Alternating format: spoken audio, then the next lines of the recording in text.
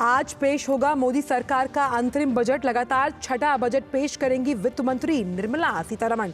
सरकार का आर्थिक रफ्तार पर होगा फोकस। प्रधानमंत्री ने कहा, देश को आर्थिक दिशा दिखाने वाला होगा बजट।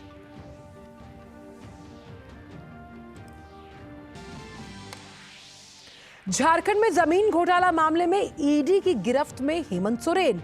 आज कोर्ट में होगी पेशी। विधायक दल के नेता चंपाई सोरेन ने पेश किया सरकार बनाने का दावा।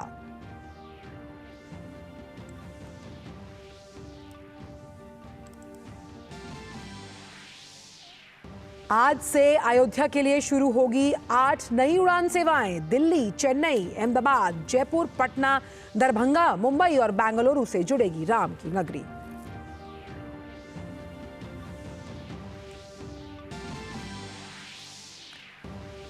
आज से आईएमपीएस यानी तत्काल भुगतान सेवा के जरिए ग्राहकों के लिए नई सुविधा। सिर्फ बैंक का नाम और मोबाइल नंबर से ही ट्रांसफर हो जाएगी 5 लाख रुपए तक की रकम।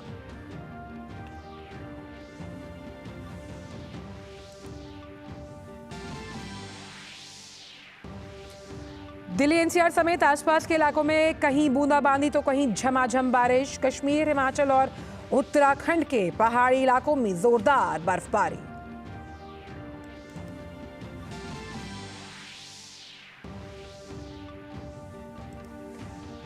आईसीसी टेस्ट रैंकिंग में टीम इंडिया की बादशाहत। रविचंद्रन अश्विन नंबर 1 पर, टॉप 5 में बुमराह तो वहीं विराट कोहली टॉप 10 में बरकरार।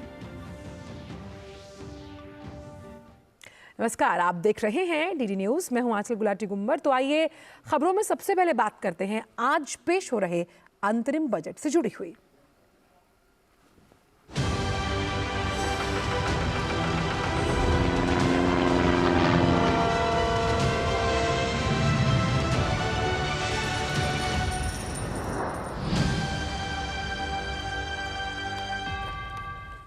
मोदी सरकार आज अंतरिम बजट संसद में पेश करने वाली है। वित्त मंत्री निर्मला सीतारमण संसद में बजट पेश करेंगी तो कोशिश होगी आर्थिक रफ्तार को और तेज गति प्रदान करने की। सरकार जहां सरकारी खर्च को बरकरार रख सकती है तो सामाजिक आर्थिक नीतियों के द्वारा जनता के हित का भी ध्यान रखेगी। मैन्युफैक्चरिंग से लेकर सर्विस सेक्टर हो या फिर टैक्स पेयर से लेकर विभिन्न क्षेत्रों के लोग हों, सभी को बजट का इंतजार है कि उनके हिस्से में वित्त मंत्री के पिटारे से क्या कुछ निकलता है। आज के अंतरिम बजट में देखते हैं इस रिपोर्ट के जरिए।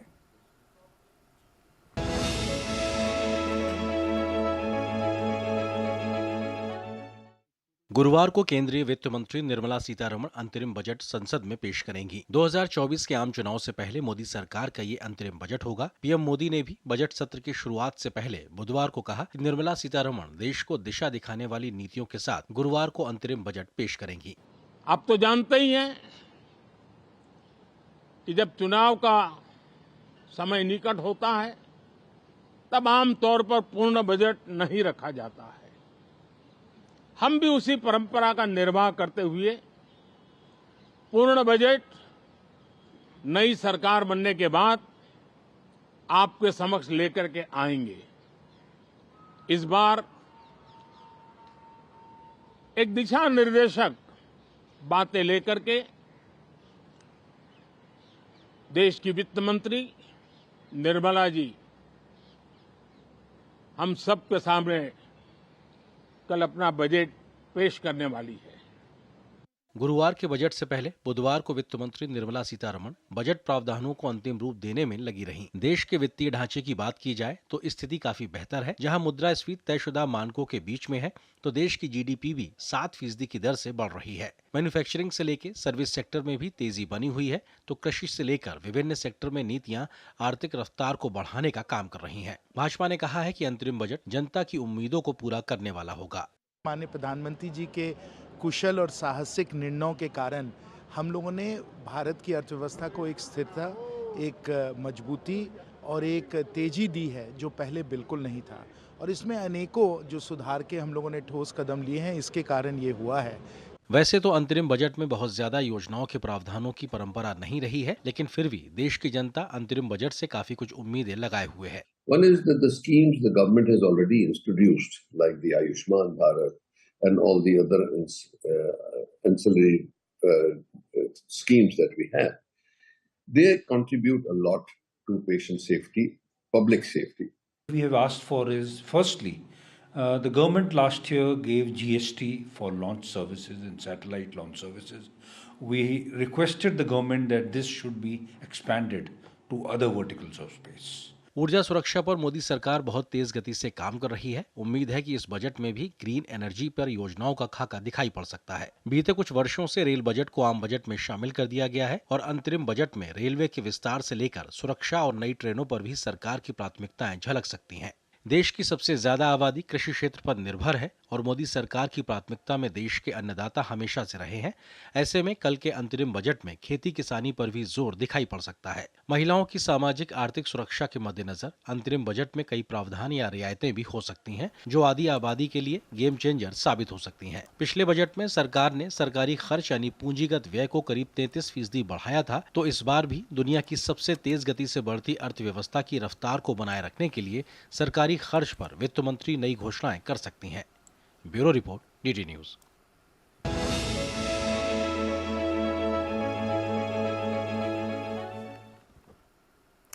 और फिलहाल वक्त एक छोटे से ब्रेक का है।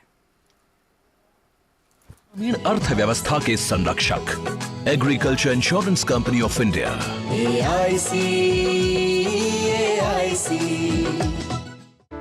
मैं IT प्रोफेशनल, मुझे मार्केट और इन्वेस्टमेंट के बारे में ज्यादा नहीं पता था। सो NPS के प्रोफेशनल फंड मैनेजमेंट के थ्रू अब ऑटोमेटिक इन्वेस्टिंग बढ़िया चल रही है। मैं जितनी आसानी से इतने सारे एप्स यूज करता हूँ, बस उतना ही इजी और एक्सेसिबल है ऐप के थ्रू मेरा NPS अकाउंट। रिटर्न्स, इन्वेस्टमेंट, सब चीजों का ट्रैक रखना बिल्कुल आसान है। अपने बेहतर कल को सुनिश्चित करने के लिए NPS जरूरी है। हो बिजनेस बढ़ाना, गुड़िया को पढ़ाना या मिसेस के साथ वेकेशन, लो मुथूट फाइनेंस गोल्ड लोन, भरोसा इंडिया का। मुथूट फाइनेंस भारत का नंबर 1 सबसे भरोसेमंद financial services brand. Gold loan के लिए अभी कॉल करें 1-800-313-1212। यारो, शादी तो मैं प्रीति से ही करूंगा। कॉलेज टॉप करके अच्छी सी नौकरी लूंगा, झट से प्रीति को प्रपोज कर दूंगा और फैमिली हॉलिडे स्पेन में। वाह यार, मैं तेरी प्लानिंग का बड़ा फैन। तू आज ही SBI में अपना सेविंग्स अकाउंट ओपन कर ले और अपने स्पेन हॉलिडे की सेविंग शुरू कर दे। SBI सेविंग्स अकाउंट के साथ पाइए सेफ, सिक्योर, कन्वीनियंट बैंकिंग और ग्रेट कस्टमर सर्विस। SBI, देश का फैन। ब्रेक के बाद सभी का स्वागत है और हम आपको अंतरिम बजट से जुड़ी तमाम बड़ी खबरें बता रहे हैं। तो जब बजट की बात होती है तो कैपेक्स यानी कि बुनियादी ढांचे को कहीं ना कहीं हम हमेशा याद रखते हैं। तो बुनियादी ढांचा अर्थव्यवस्था का एक ऐसा आधार है जो सभी को सकारात्मक रूप से प्रभावित करता है। आज अब केंद्रीय वित्त मंत्री निर्मला सीतारमण अपना अंतरिम बजट पेश करेंगी, तो देश ये देखना चाहेगा कि बुनियादी ढांचे पर सरकार का कितना बड़ा फोकस है। देखिए इस खास रिपोर्ट के जरिए।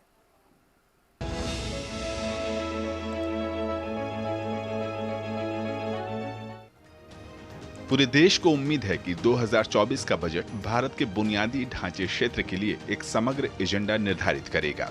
रेलवे, सड़कें, विमानन, बंदरगाह और औद्योगिक विकास, विशेष रूप से टीयर 2 और टीयर 3 शहरों में बुनियादी ढांचे के विकास पर फोकस रह सकता है। सरकार ने बुनियादी ढांचे में निवेश के लिए 10 लाख करोड़ रुपए आवंटित किए हैं, जो पिछले वर्ष से 33% अधिक है और सकल घरेलू उत्पाद का 3.3% है।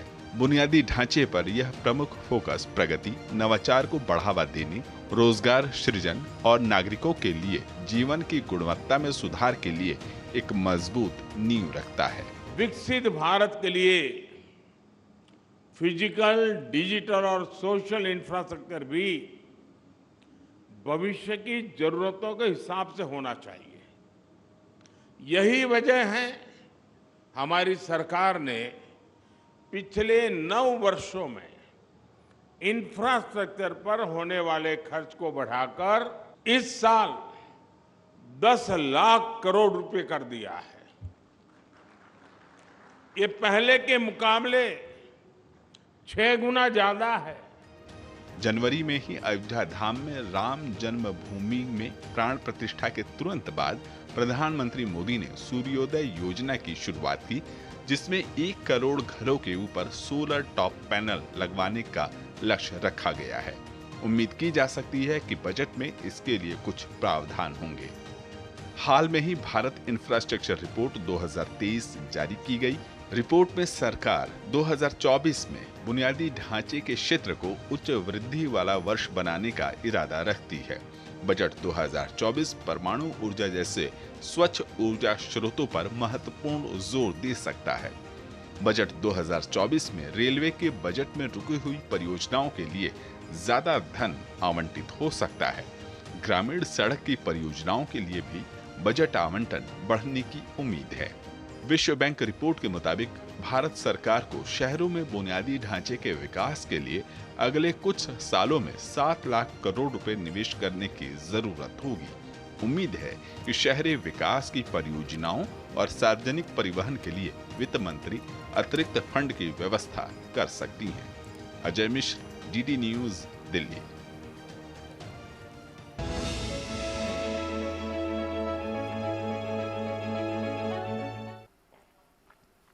कोई भी देश तभी विकसित राष्ट्र बनता है जब उसका नागरिक स्वस्थ हो।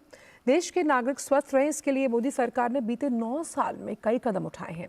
जहां एक और सरकार यूनिवर्सल हेल्थ कवरेज को सुनिश्चित करने के लिए कृत संकल्प है, वहीं साल दर साल हेल्थ सेक्टर में बजट प्रावधान को बढ़ाया गया। 2023-24 में स्वास्थ्य एवं परिवार कल्याण मंत्रालय को 89 करोड़ से ज्यादा का वो धन आवंटित किया गया था।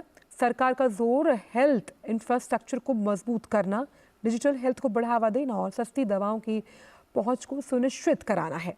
हेल्थ सेक्टर के लोगों को आगामी बजट से बहुत उम्मीदें हैं। बात चाहे आयुष्मान भारत योजना के तहत स्वास्थ्य बीमा का दायरा बढ़ाने की हो या फिर स्वास्थ्य से जुड़े जो उपकरण हैं उनका निर्माण देश में ही हो और आयात वो घटे, तो बजट के दौरान इन सब जो कारक हैं उन पर नजर रहेगी। पेश है इससे जुड़ी ये खास रिपोर्ट।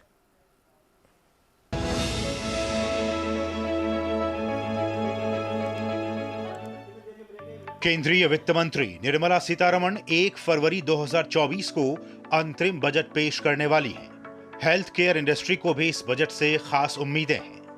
हेल्थ सेक्टर में बुनियादी सुविधा बढ़ाने की बात हो या फिर स्वास्थ्य सेवाओं को सभी तक पहुंच बनाने की, सरकार इस दिशा में तेजी से काम कर रही है।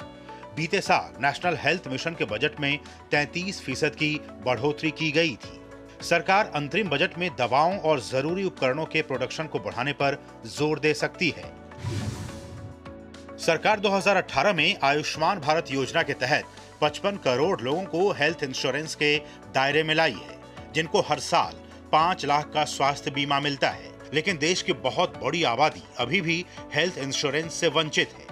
अभी भी हेल्थ कवरेज और प्रधानमंत्री जन आरोग्य योजना के तहत फाइनेंशियल मॉडल्स को विकसित करने की जरूरत है, ताकि वंचित आबादी को भी इसका लाभ मिल पाए। माइक्रो, स्मॉल और मीडियम एंटरप्राइजेज, स्टार्टअप्स और मेडिकल डिवाइस पार्क कुछ ऐसे क्षेत्र हैं जिनमें सरकार ने बुनियादी ढांचे को मजबूत बनाने के लिए फंड और योजनाओं को स्थापित किया है। सरकार टियर 2 और टियर 3 शहरों में ज्यादा से ज्यादा मेडिकल कॉलेज और अस्पताल खोलने पर जोर दे रही है। इसके लिए लोग बजट सहित प्रोजेक्ट के लिए जमीन पर छूट और मेडिकल इक्विपमेंट की सब्सिडी जैसे कुछ विशेष छूट की उम्मीद सरकार से कर रहे हैं। जानकारों का कहना है कि नागरिकों को हेल्थ चेकअप्स के लिए प्रोत्साहित करने के लिए सरकार को बजट 2024 में एक परिवार के लिए चेकअप की डिडक्शन लिमिट को बढ़ाना चाहिए। फार्मा उद्योग के विभिन्न संगठनों ने उम्मीद जताई है कि आगामी अंतरिम बजट में सरकार इनोवेशन के साथ शोध एवं विकास पर ध्यान देते हुए क्षेत्र के लिए नियमनों के सरलीकरण के लिए कदम उठाएगी, ताकि फार्मा उद्योग को आगे बढ़ाने के लिए गति मिल सके और भारत आत्मनिर्भरता की ओर तेजी से बढ़ सके।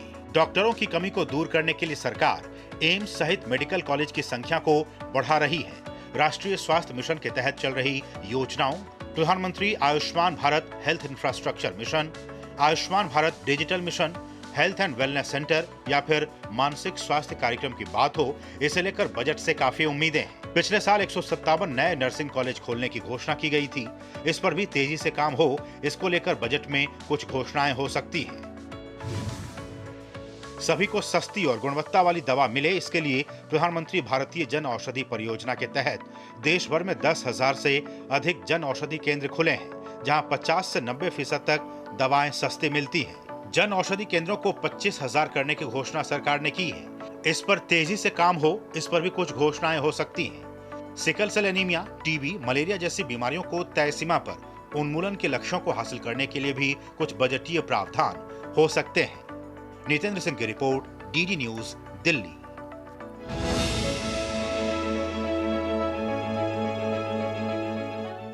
और फिलहाल वक्त एक छोटे से ब्रेक का है। टेक स्टार्टअप सॉलिड था, प्लान था कड़क, करना था समथिंग ग्रेट, पर शुरू से प्रॉब्लम्स ने घेरा यूं कि बिजनेस हुआ अपना लम्बेट। बिजनेस गुरु की जरूरत थी खास, सीधे गए SBI स्टार्टअप ब्रांच पे तो खुल गया success. Startup advisory and support SBI startup branch पे। ग्रामीण अर्थव्यवस्था के संरक्षक, agriculture insurance company of India.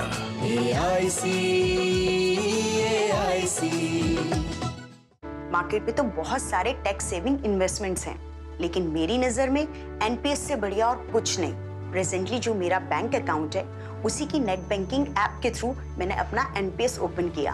अब NPS की ऐप के थ्रू मेरी इन्वेस्टमेंट कितनी है, कितने रिटर्न्स मिल रहे हैं, बहुत इजीली ट्रैक हो जाता है। अब तो इसमें सिस्टमैटिक लमसम विड्रॉल का ऑप्शन भी आ गया है, व्हिच इज ग्रेट। अपने बेहतर कल को सुनिश्चित करने के लिए NPS जरूरी है।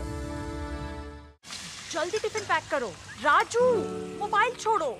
अरे दीदी, वो बैंक का नंबर चाहिए, रिफंड ही नहीं आया है। मिल गया। अब भी कॉल करता हूँ दीदी। बिना नंबर जांचे? अक्सर जालसाज बैंक की नकली वेबसाइट और फर्जी नंबर से पैसों की धोखाधड़ी करते हैं। तो फिर सही नंबर? बैंक की ऑफिशियल वेबसाइट या तो कार्ड। आपने तो बचा लिया दीदी। काम से नहीं।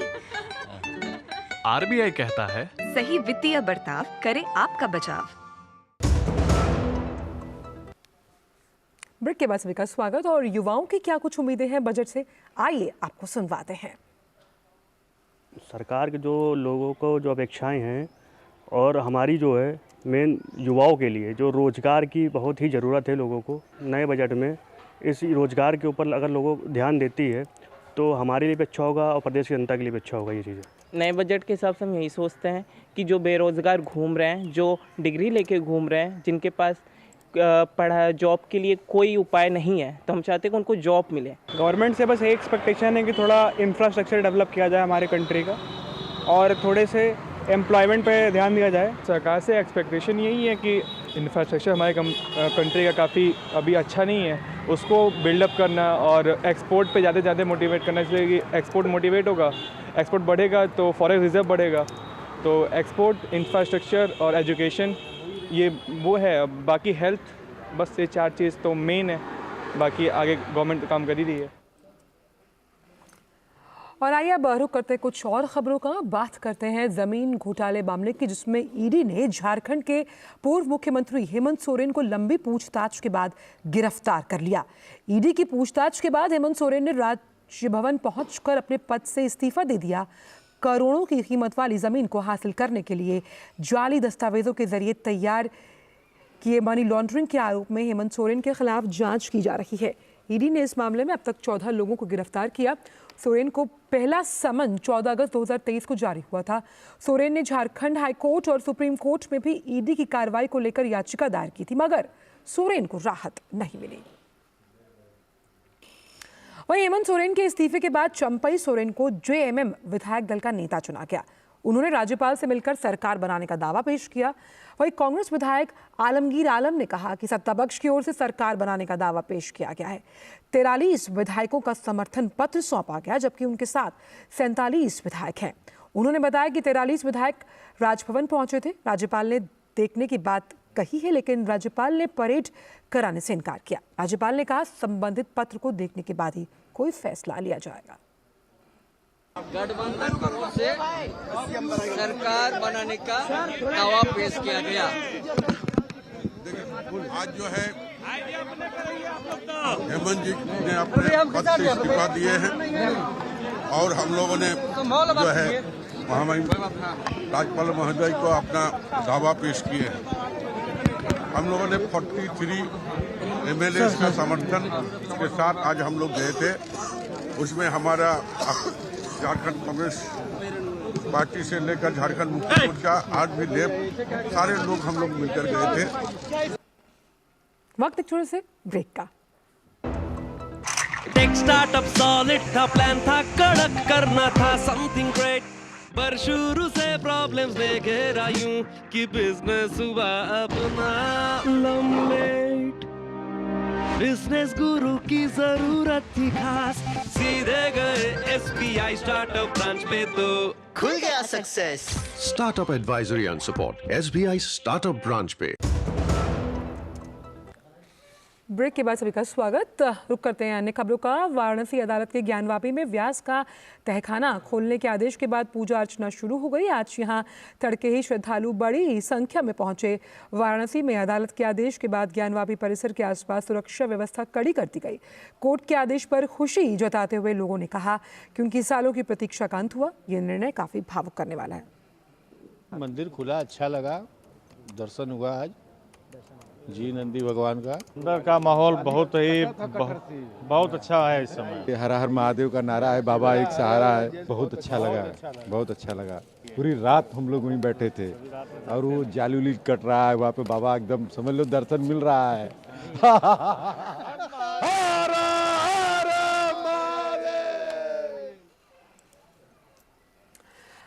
वहीं ज्ञानवापी मामले में मंदिर पक्ष के पैरोकार सोहन लाल आर्य ने भी कोर्ट के फैसले पर खुशी जाहिर की है। गौरवान्वित क्षण लग रहा है, हम रोम रोम पुलकित हो गया है। जैसे ही बाबा का दर्शन किए हमको लगता है कि जो माननीय कल का फैसला जो माननीय डॉक्टर A.K. विश्वेश जी ने दिया था कि जो है ये जैसे फैसला दिया वह फैसला हमको अभूतपूर्व लगा। उन्होंने आदेशित किया था कि विश्वनाथ मंदिर ट्रस्ट तत्काल जो है इसको जो है जो व्यास जी का तहखाना है उसको खोले और जनता के लिए उसको रास्ता मुहैया करे। राम मंदिर के उद्घाटन के बाद उत्तर प्रदेश के अयोध्या में देश और दुनिया में काफ़ी संख्या में श्रद्धालु पहुंच रहे हैं। अयोध्या में तीर्थयात्रियों के आगमन को सुविधाजनक बनाने के लिए नागरिक उड्डयन मंत्रालय आज से 8 नए उड़ान मार्ग शुरू करने के लिए तैयार है। नए उड़ान मार्ग अयोध्या को दिल्ली, चेन्नई, अहमदाबाद, जयपुर, पटना, दरभंगा, मुंबई और बेंगलुरु से जोड़ेंगे। केंद्रीय नागरिक उड्डयन मंत्री ज्योतिरादित्य सिंधिया इन उड़ान सेवाओं का उद्घाटन करेंगे और स्पाइस जेट के विमान नए रूट पर उड़ान भरेंगे। पिछले दिनों एयर इंडिया एक्सप्रेस ने अयोध्या से बेंगलुरु और कोलकाता के लिए नए मार्गों की घोषणा की थी, जिसके मुताबिक 17 जनवरी से नए मार्ग शुरू किए गए। एयरलाइन इन मार्गों पर सीधी उड़ानें अब संचालित कर रही है। और अब बात करते हैं ठंड से जुड़ी हुई। तेज हवा के साथ हुई बारिश ने दिल्ली NCR के मौसम का मिजाज बदल दिया। बारिश से ठिठुरन और बढ़ गई। दिल्ली के अलावा पंजाब, हरियाणा, चंडीगढ़, पश्चिमी राजस्थान में भी अलग अलग स्थानों पर बारिश हुई। मौसम विभाग के अनुसार जम्मू कश्मीर, लद्दाख, हिमाचल प्रदेश और उत्तराखंड में बर्फबारी से तापमान और गिर गया। हालांकि मौसम विभाग ने संभावना जताई है कि मध्य भारत के कुछ हिस्सों में शीतलहर में कमी आएगी। राष्ट्रपति भवन का अमृत उद्यान कल से आम जनता के लिए खुल जाएगा। इस बार यहाँ से 30 से भी अधिक ट्यूलिप फूलों की जो तरह तरह की किस्में हैं वो देखने को मिलेगी। 225 साल पुराना शीशम का पेड़ आप देख सकते हैं। पेश है हमारी संवाददाता नंदिता डागर की ये खास रिपोर्ट। गुरुवार को राष्ट्रपति मुर्मू यहाँ पर अमृत उद्यान, जो कि राष्ट्रपति भवन के गार्डन्स हैं, जिन्हें पहले मुगल गार्डन्स के नाम से जाना जाता था, वहाँ पर उद्यान उत्सव को इनॉग्रेट करेंगी। और ये 2 फरवरी से 31 मार्च के लिए जनरल पब्लिक या जनता के लिए खुला है, फ्री ऑफ कॉस्ट है, यानी निःशुल्क है। यहाँ पर काफ़ी इस बार USPs हैं या स्पेशलिटीज़ हैं। 300 तरह के बॉन्साई के पौधे, 225 साल पुराना एक शीशम वृक्ष और साथ में ही एक पिलखन जो कि 200 साल पुराना पेड़ है, उसके आसपास एक फ्लोरल क्लॉक है, यानी कि फूलों से बनी हुई घड़ी है।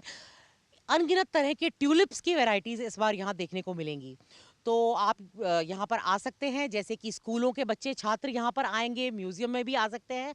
और सिर्फ सोमवार को ये उद्यान, जो अमृत उद्यान है, ये बंद रहेगा मेंटेनेंस के लिए। तो दिल्ली की जो स्प्रिंग है उसकी हवा में ये बहुत ज़्यादा खूबसूरत उद्यान है। दिल्ली वालों और पूरे देश भर बल्कि विदेशी पर्यटक भी यहाँ पर आकर इसका आनंद ले सकते हैं। कैमरा पर्सन संजय जैना के साथ नई दिल्ली से मैं नंदिता डागर, DD न्यूज़ के लिए। और फिलहाल समाचारों में इतना ही। आगे आप देख सकते हैं बजट से जुड़ी हमारी खास पेशकश दिन भर चलने वाली है। फिलहाल दीजिए इजाजत, नमस्कार।